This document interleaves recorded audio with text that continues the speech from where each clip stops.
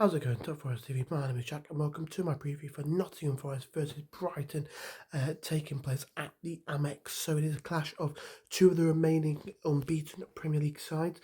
After today's fixtures, I'm recording this after the Saturday games.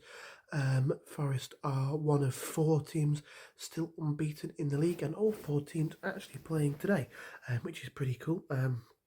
You've got Forest and Brighton, obviously, and then Man City and Arsenal. Newcastle losing today against Fulham, which ends their unbeaten run. So yeah, look, do I feel confident going to this one? I don't know, Usually I'd go into this one being a bit more like, yeah, I'm not sure. But after that absolutely incredible performance against Liverpool, Nuno take a bounce on everything down to a T. Perfect. Brilliant. So great to see. The way he played four central midfielders along that midfield four and then adapted it and moved to an opportunity to get some quicker wingers on who cause all the problems.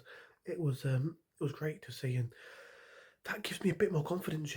Usually I'd be a bit more going to this one being like, I don't really see us getting too much, kind of being a little bit pessimistic. But after that win, you know what? I think we can do it. I think we can get something from this game. And take a point, absolutely take a point going to this one. I think, Brighton are a side who have started well this campaign. Obviously, still unbeaten. They're got a point away at Arsenal, which is something that no one's been able to do this campaign. The only point anytime Arsenal have dropped any points this season in the league. Who else have they played? I'm trying to think. Well, on my feet here, they played Ipswich and drew in their last game, which kind of fills me with a little bit more hope, a bit more belief. I think they hammered Everton on the opening day. I know Everton aren't great, but they put them to the sword. And then I'm trying to think who they played in the second game of the season. My mind is just drawing an absolute blank at the minute. I can't quite remember. They were at home, I believe. But my mind has just gone absolutely blank. So I cannot pick out to you who that is. Yeah, no, it's gone. I don't know. Don't want to dwell on that too much, but they won, and that's really all that matters in that situation. So yeah, Forest, buoyant. Should be buoyed after that fantastic win at Anfield. I mean, I'm still not over it now, and it's over a week ago. So brilliant. Like the defence was just insane. The fullbacks, Moreno and Aina, in the defensive capacity were just unreal. Sells had almost dropped a clanger, but redeemed himself, stopped it from going in, and that was probably the closest that we came really to conceding. I know Yates kind of tried to shield it out in the first half for a goal kick. Diaz nipped round, took a shot, hit the post, but other than that, we were calm. We were all right. To us, Liverpool weren't really causing us too many problems, so you've got to be really pleased with that one. And then like the Murillo Milinkovic look like a really good partnership at the back. They complement each other. Murillo's more of a player who likes to step out from the back with the ball and dribble out with it, take on a midfielder and lay off a pass. Milinkovic is more hard nosed. He just gets tackling, gets the ball away, does what he needs to do, and they complement each other so well. And really happy to have both of them at the club, and I think they're exceptional centre backs. And we're doing really well with that defence at the moment.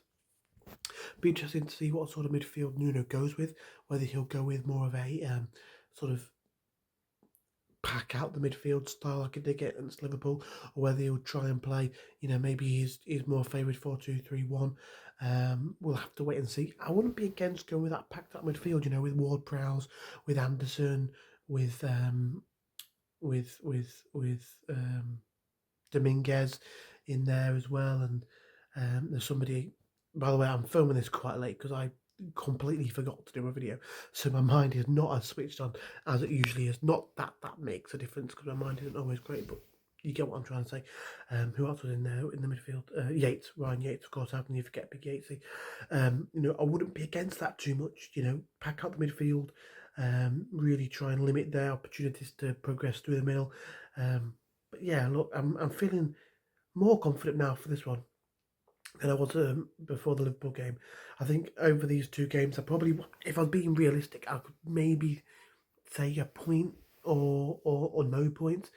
But I feel like we can get a draw. I've got a feeling of a 1-1 draw. I've got a feeling of a 1-1 draw. Every time we've gone to the Amex in the Premier League, first time we played them, it was a 0-0. I remember it was a Tuesday night, and we'd been in a poor run of form, and we managed to cling on to a 0-0. And Dean Henderson had a really good game, and I was out at the time, and I was checking the score on my phone with my friend, and I was begging for us to keep hold of that 0-0 because we needed something to end like a run of poor results. So yeah, we got a 0-0 in that one. Then last season it was a 1-0 loss, I believe. I think Jakub Moder might have scored. But there was definitely something where should have been a red card for Brighton. It was an awful tackle. The referee didn't give it, and we ended up losing the game. That was sort of in the run where we had a fair few disappointing refereeing decisions going against us. Sorry. So I think yeah, look, we've not done too bad at the Amex. Not scored there in the Premier League yet, and I think I'll change. I feel a 1-0 coming on. I really, really do. I'm really intrigued to see who Nuno goes with. I'm not going to predict the starting 11 like I normally do. I'm really looking forward to just seeing what Nuno decides to do. But yeah, for Brighton, they've got some dangerous players. Mitoma, a tricky customer. Our fullback's going to have to be on his A game to deal with him. João Pedro, I believe, might be out, but then Danny Welbeck, bagsman in the Premier League, knows where the goal is, and he's a clinical finisher. They've lost a couple of midfielders, Pascal Gross and Billy Gilmore leaving. So, see what happens with them. Sorry, Yakuba Minta, another really dangerous player. I've got him in my FPL. Doesn't play because, it will be better for Forest, but also I've got Smith on the bench for 9 points. So, it'd be nice for that to come in and not potentially Minta getting like 2 or whatever. But yeah, no, feeling confident for this one. I feel like a draw might be achievable. 3 points would be absolutely out of this world, but make it what would it be? 5 games, 9 points. I mean, if you'd offered me that at the start of the season, I'd have snapped your hand off for it. So we'll see how things go. Looking forward to this one. I'm going to predict 1-1, and I'm going to go with a goal courtesy of Callum Hudson-Odoi, cutting inside and wrapping it bottom corner. But yeah, really looking forward to this one. Really excited to see how things go, and think we can get something from this one. Yeah, if you did enjoy it, smash that like button, subscribe if you're new around it and you haven't already. Thank you for watching. Yeah, I think I've said everything I need to say, so come on, you Reds.